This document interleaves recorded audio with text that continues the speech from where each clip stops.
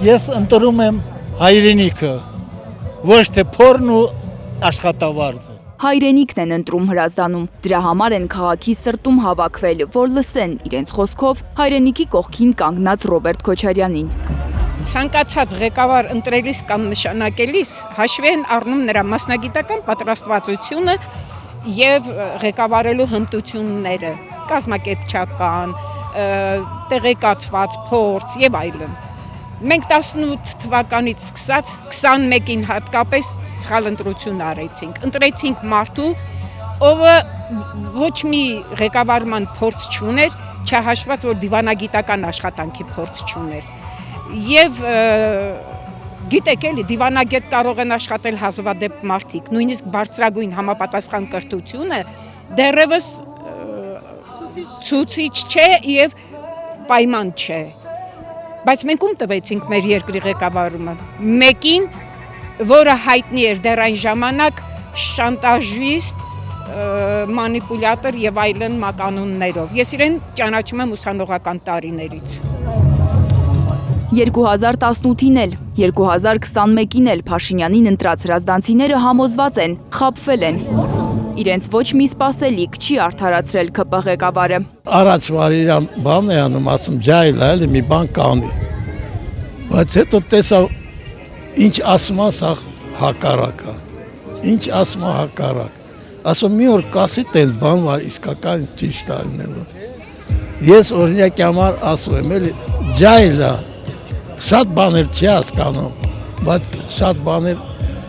տենց ասում առոնց որի մեղավոր են բացի իրան։ Սրանից ամեն ինչը սпасելի է։ Սա ինքը երկրի ղեկավար, ոչ կրթություն ունի, անգրագետ, ոչ հայրենասիրություն ունի, ինքը թուրք է, հայ չի ինքը։ Եթե իր երակներում հայ արյունը հոսեր, այս վիճակին չէր հասցնի մեր Հայաստանը։ Շատ դժվար ապրում ենք հիմա ներկապահին, դժվարություն ենք մեր։ Չենք են իմանում, վարքերը փակենք, աշխատավարձ ստանանք, թոշակը ոնց անենք։ Նիկոլ Փաշինյանը Սարդարաբադում կանգնում ասում, այս պահին մենք ունենք ամենամարտունակ բանակը։ Բա որ մարտունակ էր բանակը, ինչի երկիրը նվիրեցիր թուրքերին։ Մի ժայռ է կախված Հայաստանի գլխին։ Սխալ ընտրություն եւ կորած է հայ ժողովուրդը, ասում են Հրազդանում։ Պետություն ղեկավարելը դա փորձադաշ չի։ Պետք է լինի խելացի, իմաստուն, փորձ ունեցող ազնվորություն, որը կկարողանա այս ճգնաժամից մեր երկիրը դուրս հանել։ Մենք հիմա անդուդին բեշ ենք եւ ժայռերը կախվել են մեր գլխին։ Եթե իմաստուն լավ ղեկավար չունենանք, այդ ժայռերի տակ կմնանք։ Առաջնորդ է պետք, որ պաշտպանի մեզ աշխարհաքաղաքական ժայռերից։ Առաջնորդ, որ երկիրը ճգնաժամից դուրս բերելու փորձ ունի։ Առաջնորդ, որ հային կվերադարձնի արժանապատվությունը։ Այս գործող իշխանությունները դելիտատների հավաքածու անկախ քաղաքական իրավիճակից նրանք բերեցին ամենավատ սցենարների։ Իսկ Ռոբերտ Քոչարյանին ես հավատում եմ, որ վիճակից կարող ենք դուրս գալ։ Մենք այս 5 տարվա ընթացքում կորցրինք մեր արժանապատվությունը որպես ազգ, որպես պետություն, որպես միջազգային միավոր։ Մենք շատ կորուստներ ունեցանք, կորցրինք Արցախը,